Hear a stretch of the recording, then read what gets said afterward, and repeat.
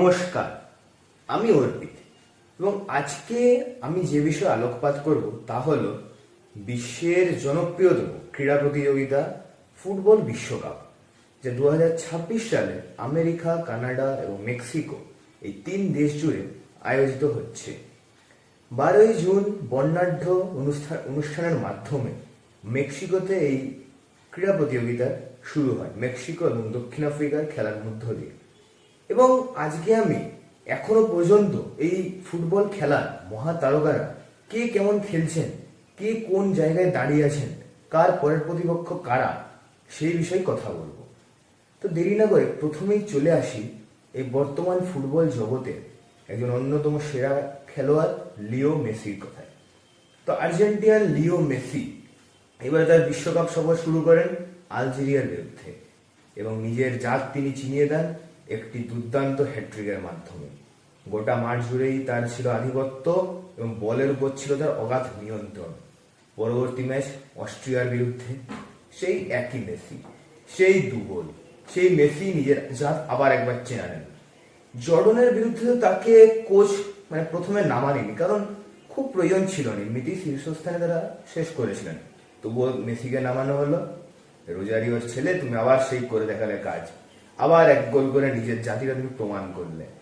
6 গোল, golden বুটের দৌড়ে সবচেয়ে আগে লিও মেসি। এরপরেই চলে আসি তার চির প্রতিদ্বন্দ্বী ক্রিশ্চিয়ানো রোনাল্ডোর কথায়। তো ক্রিশ্চিয়ানো রোনাল্ডো এমন একজন খেলোয়াড় যা সত্যি কথা বলতে কি প্রমাণ করার আর কিছুই নেই। 5টি ব্যালন ড'র, ইউরো, নেশনস কাপ সমস্ত জিতে তিনি যেন এক অত্যন্ত দুঃখিত মনে আসেন বিশ্বকাপ খেলতে, কারণ বিশ্বকাপ তিনি একবারও পাননি। সত্যি একটা অবাক ব্যাপার। এবং বিশ্বকাপ তাকে সত্যি এবারেও প্রচন্ড এখন পর্যন্ত হতাশ করেছে। প্রথম ম্যাচ ডিআর কঙ্গোর সঙ্গে না, রোনাল্ডো পারলেন না, তিনি স্ট্যাচুর মতো হয়ে গেলেন, পারলেন না একটাও গোল করতে। উজবেকিস্তান না, সেখানে রোনাল্ডো নিজের প্রত্যাবর্তন ঘটালেন রাজকীয় উপায়ে, 2টো গোল করে নিজের জাতটি আবার চেনালেন। কিন্তু আবার সেই কলম্বিয়া, আবার 0-0 ড্র, আবার রোনাল্ডোর সুযোগ নষ্টের প্রদর্শন। একজন ফুটবল প্রেমী হিসেবে আমি অবশ্যই আশা করব ক্রিশ্চিয়ানো রোনাল্ডো যেন তার জাত চেনান পর্তুগালের পরবর্তী নকআউট ম্যাচগুলিতে। এবং পর্তুগাল পরবর্তী ম্যাচটি খেলবে লুকা মদ্রিকের ক্রোয়েশিয়ার বিরুদ্ধে। আমি খুবই আশা করব এই ম্যাচে যেন তিনি আবার জ্বলে উঠতে পারেন। এরপরে আসি নেইমারের কথায়। তো নেইমার এবারের বিশ্বকাপটা শুরু করতে পারেননি, এর কারণ তার চোট। তো এবারে তিনি একবারই মাত্র খেলার সুযোগ পেয়েছেন পরিবর্তন হিসেবে, এখনো পর্যন্ত গোল বা অ্যাসিস্ট কিছুই করতে পারেননি। এছাড়াও বিশ্বের অন্যান্য তারকারা যেমন কিলিয়ান এমবাপে, বিশ্বকাপ আর কিলিয়ান এমবাপে এখন একটা সমার্থক শব্দ হয়ে দাঁড়িয়েছে। বিশ্বকাপ মানেই আমরা কিলিয়ান এমবাপের সর্বোচ্চ খেলার স্তরটা দেখতে পাবো। এবারেও সেই একই নিদর্শন, 4 গোল করে তিনি এবারেও ফুটবল বিশ্বে বিশ্বকাপের গোল্ডেন বুটের দৌড়ে সেকেন্ডে আছেন। তার দল ফ্রান্স 3টি ম্যাচেই জিতেছে এবং পরবর্তী রাউন্ডেও যে তারা অনেক দূর এগাতে চলেছে এটা সবাই খুব ভালো করে বুঝতে পারছে। এরপর আসি আর্লিং হাল্যান্ডের কথায়।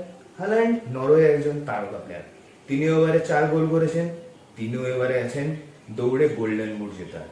এছাড়াও স্পেনের লামিন ইয়ামাল, তিনিও এবারে গোল করেছেন এবং কনিষ্ঠতম প্লেয়ার হিসেবে গোল করতে পেরেছেন এবং তারও আমরা খেলা দেখার অপেক্ষায় আছি নকআউটে।